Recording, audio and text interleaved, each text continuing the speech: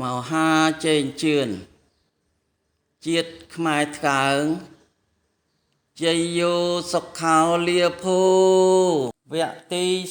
42តពិធីអាពាហ៍ពិពាហ៍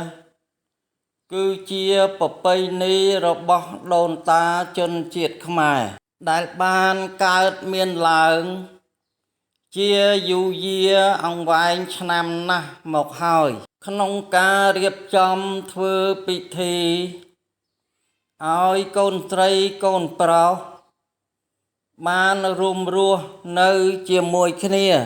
មានសម្ព័ន្ធភាពស្នេហាជាមួយគ្នាបង្កឲ្យคล้ายជាមានកូនពូនជាចៅបន្តពូជពង្សវង្សត្រកូលមានសញ្ជាតិជាខ្មែរតរៀងរហូតមកដល់សព្វថ្ងៃ